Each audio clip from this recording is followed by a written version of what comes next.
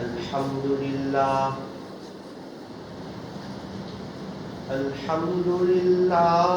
وكفى وسلام على عباده الذين اصطفى.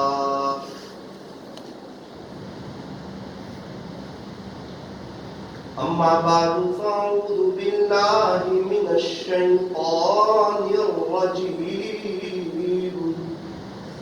بسم الله الرحمن الرحيم. ما يلفظ من قول إلا لديه رقيب عتيد. صدق الله مولانا العظيم. وقال النبي صلى الله عليه وسلم: من صمت نجا، أو كما قال عليه الصلاة والسلام. محبت سے، ادب سے، عظمت سے اور اس استحضار کے ساتھ کہ میں یہاں ہوں، میرا دل مدینے میں ہے، درود پاک پڑھنے کی.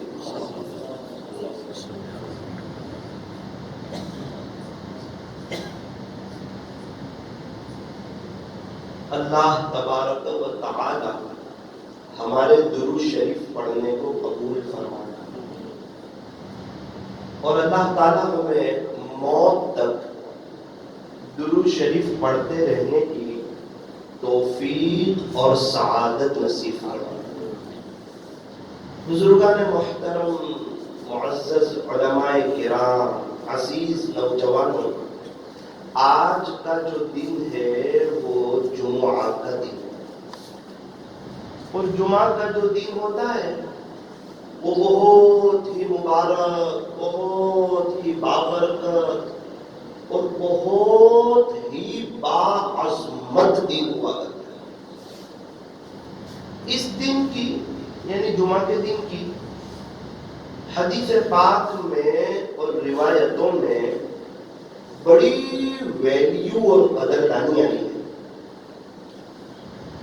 روایتوں میں یہاں تک آتا ہے کہ جمعہ کا جو دن ہوتا ہے وہ عیدین سے بھی افضل ہوتا ہے. سال میں 2 عید آتی ہے، ایک رمضان عید جسے عید الفطر کہا جاتا ہے، اور ایک بقرہ عید جسے عید الاضحیٰ کہا جاتا ہے. روایتوں میں یہاں تک آتا ہے کہ جمعہ کا جو دن ہوتا ہے وہ عیدین سے بھی افضل ہوتا ہے. بلکہ یوں فرمایا کہ جمعہ کا جو دن ہوتا ہے وہ سید الایام ہوتا ہے. جس طرح مہینوں میں رمضان کا مہینہ افضل، راتوں میں شب قدر اور عرفات کی رات افضل، وقتوں میں فجر کی نماز کے بعد کا وقت اور عصر کی نماز کے بعد کا وقت یہ قیمتی وقت، اسی طرح دنوں کے اعتبار سے جمعہ کا جو دن ہوتا ہے وہ افضل اور قیمتی دن ہوتا ہے.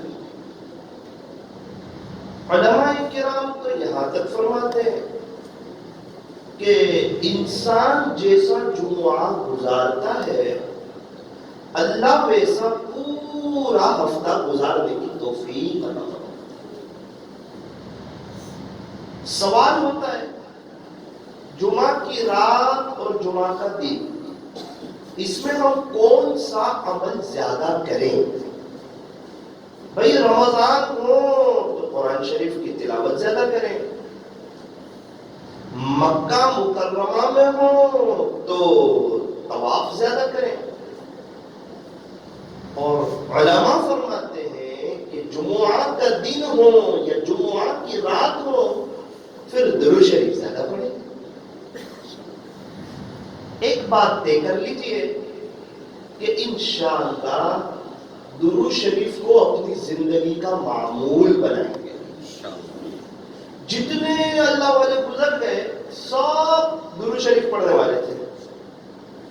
ابھی جتنے اللہ والے ہیں وہ سب بھی درود شریف کا بڑا اہتمام کرتے ہیں اور ہر مرتبہ درود شریف بڑے مزے لے کر پڑھتے ہیں.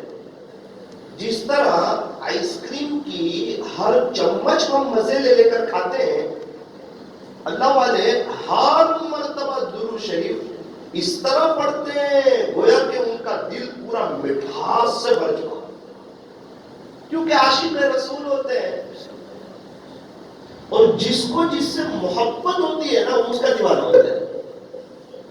تو اللہ والوں کو اللہ اس کے رسول صلی اللہ علیہ وسلم سے محبت. اللہ کرے کہ ہمیں بھی محبت ہو جائے اور اللہ تعالیٰ ہمیں بھی سچا عاشق رسول بنائے. تو طے کرتے ہیں کہ انشاءاللہ درود شریف کثرت سے پڑھیں گے. اللہ تعالیٰ ہمیں عملی زندگی بنانے کی توفیق عطا فرمائے. ایک بات یاد رکھیے، کتابوں میں لکھا ہے کہ 5 راتیں ایسی ہوتی ہے کہ جس میں دعائیں قبول ہوتی ہے. 5 راتیں، اس میں سے ایک رات ایسی ہے جو ہر ہفتے آتی ہے اور وہ ہے جمعہ کی رات. جمعہ کی رات کس کو کہتے ہیں؟ گزشتہ کل یعنی جمعرات کا دن گزرنے کے بعد جو رات آتی ہے اس کو کہتے ہیں جمعہ کی رات، جو گزشتہ کل گزر گئی. اور آپ دیکھو، کیا پتا فقیروں کو یہ بات کہاں سے پتا چلی، وہ لوگ بھی مانگنے کے لیے جمعرات کو ہی نکلتے ہیں زیادہ اور کہتے ہیں بھائی آج تو جمعرات ہے، آج تو کچھ دے دو. ہم تو ہفتے میں ایک دفعہ آتے ہیں اور ہم نے دیکھا کہ ہمارے علاقوں سے جمعرات کے دن اور جمعہ کے دن فقیر بھی خالی ہاتھ نہیں جاتے. تو اللہ ہمیں کیسے خالی ہاتھ لوٹائیں گے؟ ہم تو اللہ کے گھر میں ہیں، ہم تو مسجد میں ہیں اور مسجد یہ اللہ کا گھر. اس لیے مسجد میں آنے کے بعد انسان کو ایک عجیب سا سکون ملتا ہے، عجیب سکون. اس کا ذہن ریفریش ہو جاتا ہے.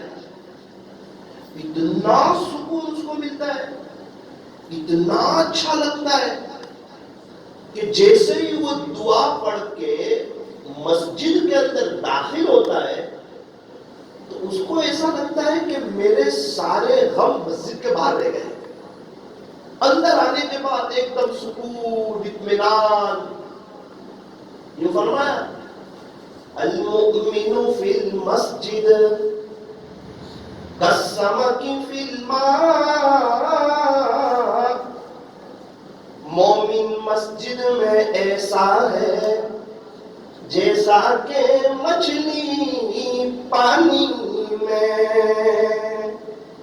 مچھلی پانی سے باہر ہو تو تڑپتی ہے، بے چین ہوتی ہے، بے قرار ہوتی ہے، اور مچھلی کو حوض میں ڈال دیا جائے اپنی رفتار میں آ جاتی ہے، اتنی تیزی سے چھلانگ لگاتی ہے اور اپنی تراوٹ میں اور اپنی مستی میں ایسے مست ہو جاتی ہے کہ اس کو پتہ ہی نہیں چلتا کہ میں کبھی باہر بھی تھی. یہی حال ہمارا ہے. عام طور پر ہم مسجد کے باہر ہوتے ہیں، بے چین ہوتے ہیں، پریشان ہوتے ہیں، ڈپریشن کا شکار ہوتے ہیں، لیکن جیسے ہی مسجد میں آئے تو ایسا لگتا ہے ساری پریشانیاں ختم، سارے ٹینشن ختم. کیا بات ہے؟ فرمایا مسجد میں آ کر گناہوں سے بچتے ہیں، جھوٹ نہیں بولتے، دھوکہ نہیں دیتے، بد نظری نہیں کرتے، کسی کو تکلیف نہیں پہنچاتے، گناہوں سے بچتے ہیں. اور کیا کرتے ہیں؟ فرمایا اللہ کی عبادت کرتے ہیں.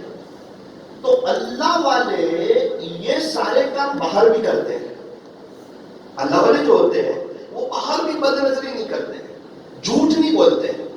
وہ بزنس پر ہوں گے لیکن جھوٹ نہیں بولیں گے، دھوکہ نہیں دیں گے، عیب بتائے نہیں بیچیں گے، ان کے سامنے آخرت ہوگی، اور جیسے ہی وہ اذان کی آواز سنیں گے، کیونکہ ان کے دل میں اللہ کی محبت، تو جس کے دل میں جس کی محبت ہوتی ہے اس کا نام سن کے وہ تڑپ اٹھتا ہے، تو ان کے دل میں اللہ کی محبت ہوتی ہے، اور یہ جیسے ہی سنتے ہیں اللہ اکبر اللہ اکبر کہ اللہ سب سے بڑا ہے، اللہ سب سے بڑا ہے، انسان کہتا ہے کہ میرا یہ کام بڑا ہے، ارے یہ تو پتا کیا تیرا یہ کام اللہ سے بھی بڑا ہے؟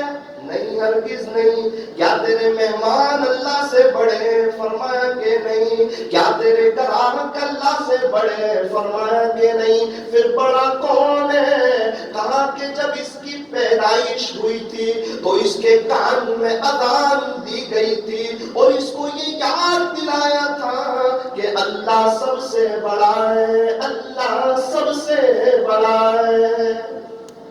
پیدائش کے وقت بھی یہ یاد دلایا تھا کہ اللہ سب سے بڑا ہے۔ اللہ کو بھول کے کوئی کام مت کرنا۔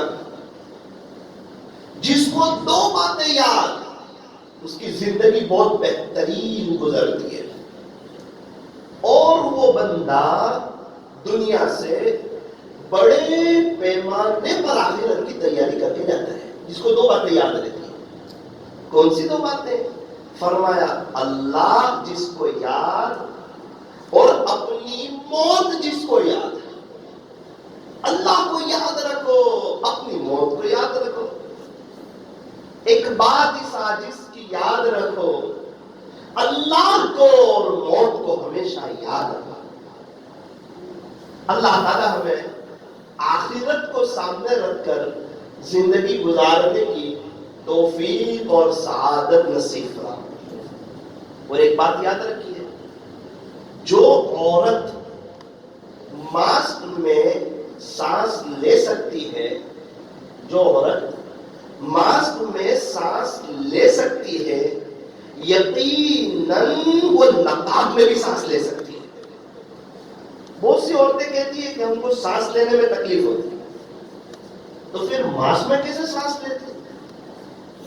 اللہ کرے کہ ہمارے گھروں میں اس چیز کا ماحول ہو کہ ہمارے گھر کی عورتیں پردے کا اہتمام کریں، اور برقع کیسا ہو؟ فرمایا کہ ڈھیلا ڈھالا ہو اور سیدھا سادہ ہو، تاکہ کسی کی نظر نہ پڑے۔ جوان عورت جا رہی ہے یا بڑی عمر کی عورت جا رہی پتہ نہ چلے، لیکن ہمارے یہاں تو برقع ایسا پہنتے ہیں کہ نہ دیکھنے والا بھی دیکھے کہ ڈیزائن کتنی اچھی ہے۔ تو پھر برقعے کا مقصد تو حل نہ ہوا۔ پردہ تو اس لیے کروایا جاتا تھا کہ آپ اپنے آپ کو چھپاتے ہیں، یہ تو آپ اپنے آپ کو ظاہر کر رہے ہو، ڈیزائن والا برقع پہن رہے ہو، تو کیا پھر برقع نہ پہنے؟ تو کہنا نہ پہننے سے تو پہننا ہی بہتر ہے، لیکن جب پہنے تو پھر شریعت کے مطابق پہنے۔ بھئی ایک آدمی کا نماز میں دھیان نہ رکھتا ہو تو کیا نماز نہ پڑھے؟ تو کہا نہ نماز پڑھے، لیکن کتنی بڑے افسوس کی بات ہے کہ نماز کے لیے آیا، مسجد میں بھی آیا، 15 منٹ نکالی، اللہ کے سامنے کھڑا بھی ہوا، پھر بھی غافل رہا۔ بڑے افسوس کی بات۔ ایک تو یہ کہ بندہ آتا ہی نہیں، نماز میں نہیں آ رہا ہے، ظہر کی نماز میں نہیں آ رہا ہے، تو وہ تو ہے ہی خسارے میں، وہ تو ہے ہی نقصان میں، وہ تو ہے ہی اللہ کی نظر سے گرا ہوا۔ لیکن ایک بندے کو اللہ توفیق دے رہے ہیں، اللہ اپنے گھر میں بلا رہے ہیں، وہ آ بھی رہا ہے نماز میں اور قول بھی باندھ رہا ہے، لیکن دنیا کے خیال، دکان کے خیال میں، حساب کے خیال میں، آگے جو سفر کرنا ہے اس کے خیال میں، گھر سے جو چیز منگوائی ہے اس کے خیال میں، ظہر کے بعد گھر کھانے جانا ہے اس کے دھیان میں۔ یہ بڑی نادانی ہے، اور یہ ناشکری کی ایک عملی شکل ہے۔ اس لیے میرے عزیزوں، اللہ جب لاتے ہیں تو بڑے دھیان سے نماز پڑھیں۔ دوسری بات سنیں، لاک ڈاؤن میں 3 مہینے تک جب کاروبار بند رہ سکتا ہے تو اس سے پتا چلا کہ نماز کے وقت آدھا گھنٹہ کاروبار بند رہ سکتا ہے. جب لاک ڈاؤن میں 3 مہینے تک دکانیں بند رہ سکتی ہیں، کون کھلاتا تھا؟ اللہ. تو کیا 15 منٹ نماز کے لیے دکان بند کر دیں گے، کیا اللہ نہیں کھلائے گا؟ کھلائے گا. سوچ کی کمی ہے. میرا گراہک چلا جائے گا، 2000 کا چلا جائے گا، کیا 5000 کا بھیجنے پر قادر نہیں ہے وہ؟ کیا وہ عاجز ہے اس بات سے؟ نہیں. اللہ کا قرآن کہتا ہے ان اللہ علی کل شیء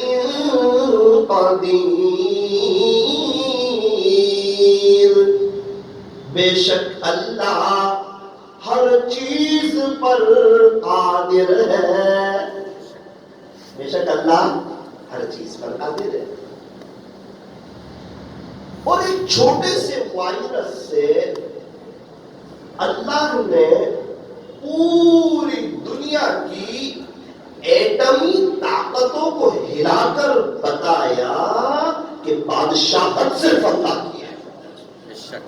چھوٹے سے وائرس سے پوری دنیا کے بڑے بڑے عقلمند، بڑے بڑے ڈاکٹر، بڑے بڑے وکیل، بڑے بڑے پروفیسر، بڑے بڑے اہل اللہ، بڑے بڑے مشائخ اور بڑے بڑے صاحب نسبت اکابرین، اور کیا مکتب اور کیا مدرسہ اور کیا مرکز اور کیا خانقاہ اور کیا اسپتال اور کیا نیک اور کیا بد، ہر ایک کو جوڑ کر بتایا کہ میں جو چاہوں وہ کر سکتا ہوں. میں چاہوں تو ایک چھوٹے سے مچھر سے نمرود کا تکبر بھی اتار سکتا ہوں. اور لاک ڈاؤن میں اللہ نے پوری دنیا کو رزق پہنچا کر یہ بھی بتا دیا کہ روزی میں ہی پہنچا دو، چاہے ذریعہ کوئی بھی بنے.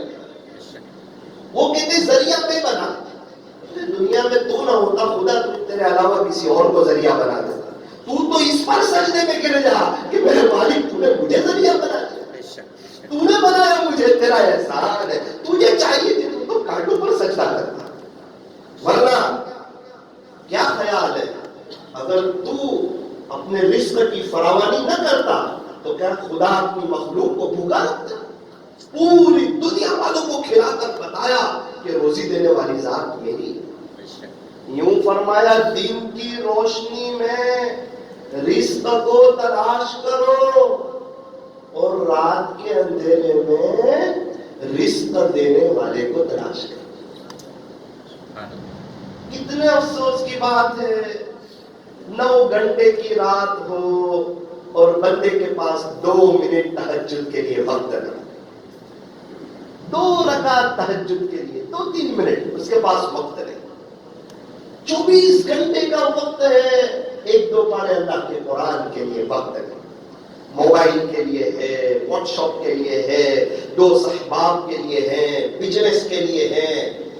اور NRI کرا کر جائے تو 3-4 گھنٹے بھی ہے، کھانا پینا آگے پیچھے کرنے کے لیے وقت ہے. اور NRI کا جو رب ہے اس کا قرآن پڑھنے کے لیے تو کا وقت نہیں. نعوذ باللہ. اخبار پڑھنے کے لیے تو کا وقت کیا کرتا ہے تو کا سچ تلاش کرتا ہوں. میرے عزیز قرآن پورا سچا ہے، پڑھنا اللہ کا قرآن. کائے کو حق تلاش کرتا ہے، سچ تلاش کرتا ہے نا پورا قرآن سچا. ابھی تیرے گھر کے ٹینشن اتنے ہیں، تو کہاں دہلی والوں کا ٹینشن لیتا ہے، حیدرآباد والوں کا لیتا ہے. اللہ تبارک و تعالی ہمیں صحیح سمجھ دے. تو میرا عزیز و اللہ کے لیے وقت کہتے ہیں کہ ہمارے اچھے دن نہیں آتے. اس عاجز کی بات یاد رکھنا، جس کے پاس اللہ کے لیے وقت ہو اس کے دن اچھے ہی گزرتے، اور جس کے پاس اللہ کے لیے وقت نہ ہو اس کے اچھے دن کبھی نہیں آ سکتے. اس کے گھر میں AC ہو سکتا ہے، اس کی چمڑی کو ٹھنڈک لگ سکتی ہے، لیکن اس کے دل میں کبھی نہیں چلے گا. بات ایسی نہیں کہ پیسہ کم ہونے کی وجہ سے لوگ پریشان ہیں نا. دیکھو 5,000 کمانے والا بھی پریشان ہے، 50,000 کمانے والا بھی پریشان ہے، 50 لاکھ کمانے والا بھی پریشان ہے، اور الحمدللہ ہر طبقے سے اللہ نے مجھے ملنے کا موقع دیا، اللہ کا احسان ہے۔ تو اس سے پتا چلا کہ پریشانی کی وجہ پیسہ نہیں، پریشانی کی وجہ اللہ سے تعلق کا نہ ہونا ہے۔ ورنہ جس کے پاس اللہ کا ذکر ہو، جس کی زبان پر درود شریف ہو، استغفار کا اہتمام ہو، وہ کیسے پریشان رہ سکتا ہے؟ مچھلی پانی میں ہو اور پریشان رہے، مومن اللہ کی یاد میں ہو اور پریشان رہے۔ فرمایا نا، شاعر نے فرمایا، نہ دنیا سے نہ دولت سے نہ گھر آباد کرنے سے،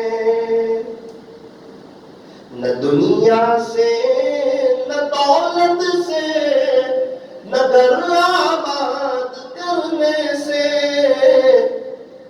تسلی دل کو ہوتی ہے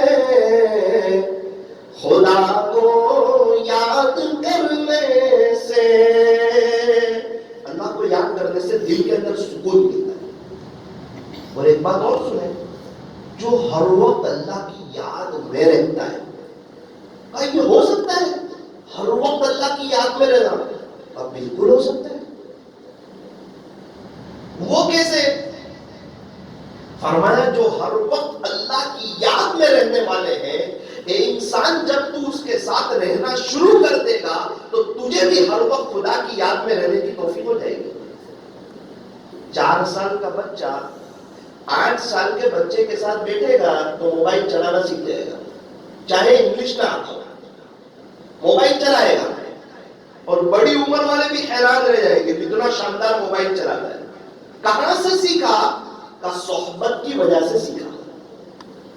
تو جس کو اہل اللہ کی صحبت ملے گی، خدا کے عاشقوں کی صحبت ملے گی، اللہ کے دیوانوں کی صحبت ملے گی، وہ بھی اللہ کی یاد میں رہنا سیکھ جائے گا۔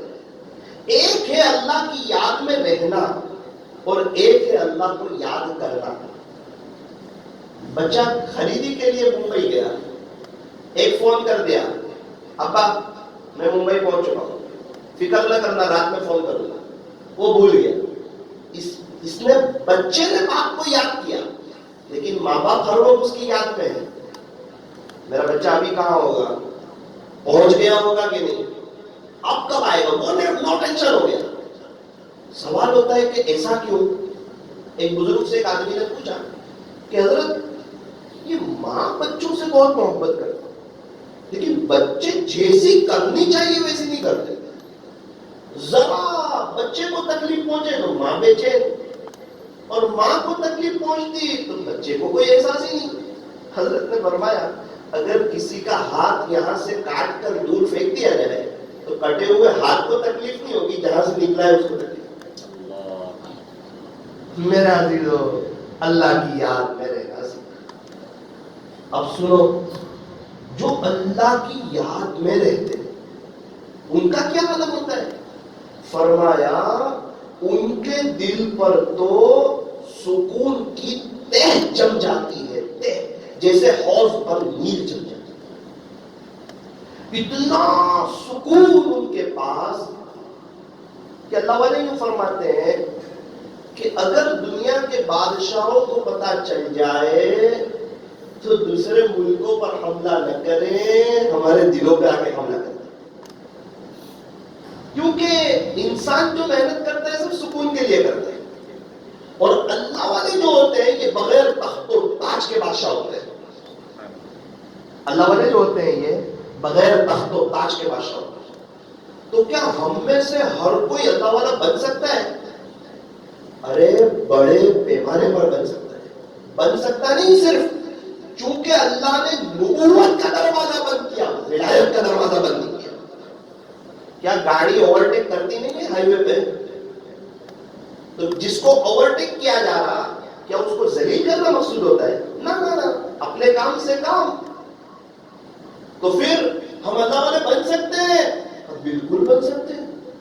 حضرت جی مولانا الیاس صاحب جیسے بن سکتے ہیں؟ اور بالکل بن سکتے ہیں. اللہ نے کبھی نہیں کہا کہ تو مجھ سے آگے نہیں جا سکتا، تو ان کے جیسا نہیں بن سکتا. ان کی طرح زندگی گزار. اللہ نے ان کو نوازا، اللہ تجھے بھی نوازے گا. فرمایا مانگو اسی سے جو دے خوشی سے، اور نہ کہے کسی سے. دنیا والوں سے مانگو تو دنیا والے ناراض، اور اللہ سے نہ مانگو تو اللہ ناراض. جب بندہ اللہ سے مانگنا شروع کرتا ہے نا، ایک وقت آتا ہے اللہ اس کو صاحب نسبت بنا دیتا ہے. اگر کوئی چاہتا ہو کہ میرا تعلق اللہ کے ساتھ بہت مضبوط ہو جائے، کیا کریں؟ فرمایا چلتے پھرتے اٹھتے بیٹھتے اللہ سے باتیں کرنا شروع کر دیں، انشاءاللہ اس بندے کا تعلق اللہ کے ساتھ بہت مضبوط ہو جائے گا. کریں گے انشاءاللہ. ایک تو یہ بات رکھنی تھی. دوسری بات میرے عزیزو، ہمیں اپنے اخلاق کو بہتر بنانا ہے.